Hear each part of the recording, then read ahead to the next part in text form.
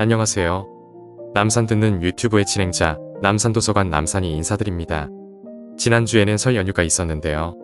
방송을 듣는 분들께 행복한 시간이 되셨기를 기원합니다. 첫 번째 곡입니다. 뽀피폴라의 렛츠.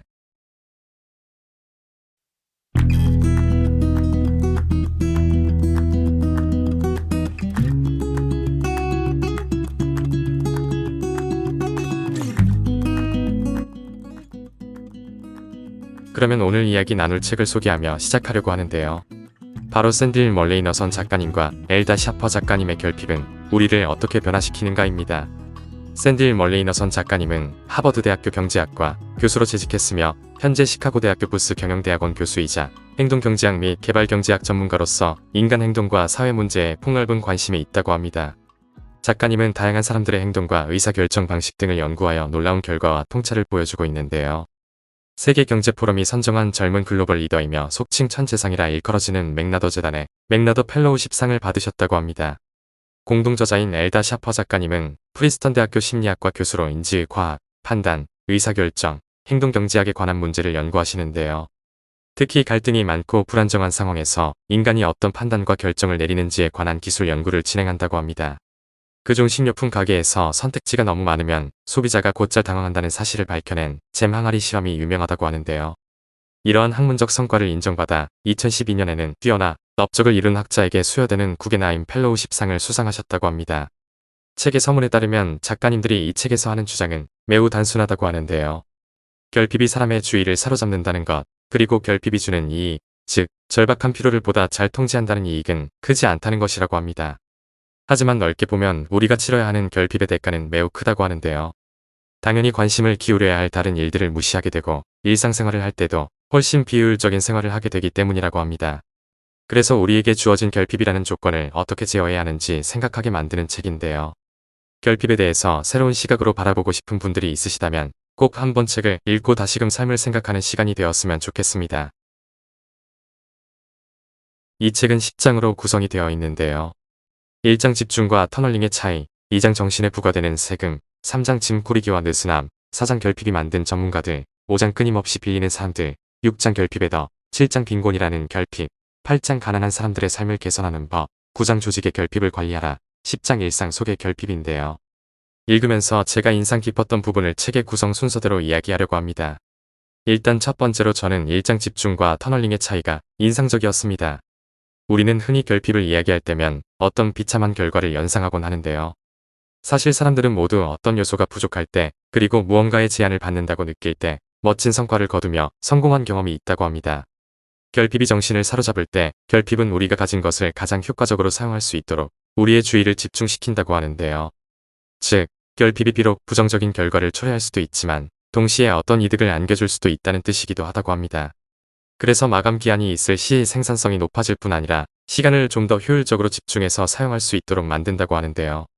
집중배 당금, 즉 마감 기한을 코앞에 둘 때의 높은 생산성이나 정확성의 이점은 결핍이 정신을 사로잡는다는 메커니즘에서 비롯된다고 합니다. 여기서 사로잡는다는 단어가 중요하다고 하는데요. 이는 인간이 의식적으로 통제할 수 있는 범위를 초월해서, 즉 사람이 자의적으로는 쉽게 할 수 없는 어떤 것들을 할 수 있게 해준다고 합니다. 어떤 한 가지에 집중한다는 것은 다른 것들을 무시한다는 뜻이기도 한데요. 그래서 결핍은 집중하게 하는 것이 아니라 사람들이 터널링을 하도록 유도한다고 합니다.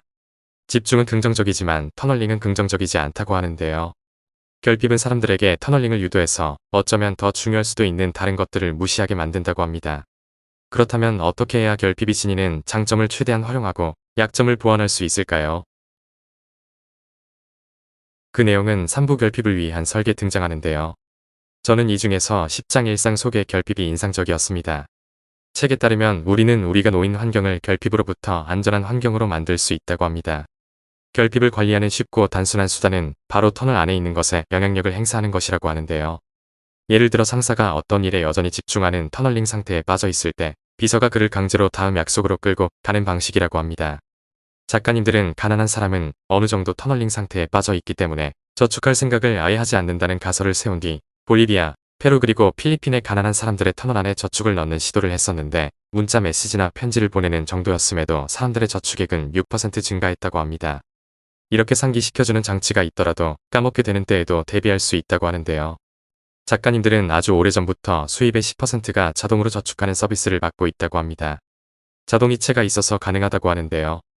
즉, 무언가를 무시할 때 무시에 맞서 싸우는 것보다 무시가 유도하는 결과를 바꾸는 것이 더 효과적일 수 있다는 결론을 얻을 수 있다고 하는데요. 미국의 한 직장에서 새로 취직한 사람들이 개정된 서류 양식을 받았는데 당신은 금리 3%로 연금에 가입되었습니다. 만일 가입을 원하지 않거나 다른 금리 방식을 원하신다면 이 서류에 빈칸을 채워 제출해 주십시오. 라는 문구가 적혀 있었다고 합니다.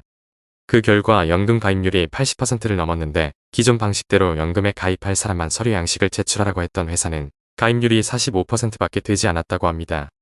또한 결핍의 세상에서 마감 기한을 길게 설정하는 것은 문제에 대처하는 좋은 방법인데요. 풍족한 시기에 미래를 위해 느슨한 여유를 마련할 수 있기 때문이라고 합니다. 우리가 세우고 있는 계획을 망가뜨릴 수도 있는 것은 홍수나 지진뿐만이 아니라고 합니다. 내가 아플 수도 있고 우리 가족 가운데 누군가 아플 수도 있습니다. 일어날 가능성은 낮더라도 만약 발생한다면 우리에게 충격으로 다가올 수 있기 때문에 충격에 대비할 완충 장치를 마련해야 하고 이 완충 장치는 풍족한 시기에 마련할 필요가 있다고 합니다.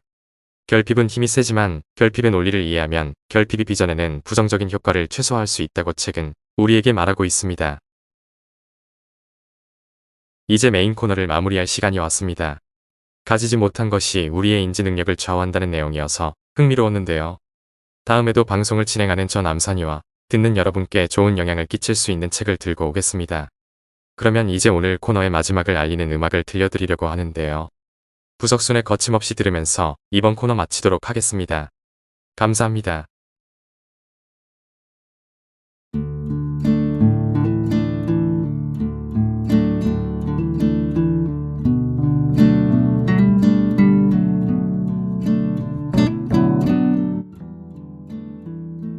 이제 남산 듣는 유튜브를 마칠 시간입니다. 10분이 어떻게 흘렀는지 모를 정도로 순식간에 지나갔는데요. 마무리 코너로 여러분께 그림책 한 권을 소개하려고 합니다. 바로 하림 작가님의 그림책 우리는 모두 사랑하는 사람을 위해 일을 합니다인데요. 작가님은 일에 지친 우리를 위로하고 일하는 사람들 모두가 좀 더 안전하고 행복하게 일할 수 있기를 바라는 마음으로 우사일싱어롱 챌린지를 시작하셨다고 합니다. 그리고 그림책으로도 나왔는데요. 일을 한다는 것은 기본적으로 생존의 문제입니다. 아주 극소수의 사람을 빼고는 먹고 살기 위해 우리는 일을 하는데요.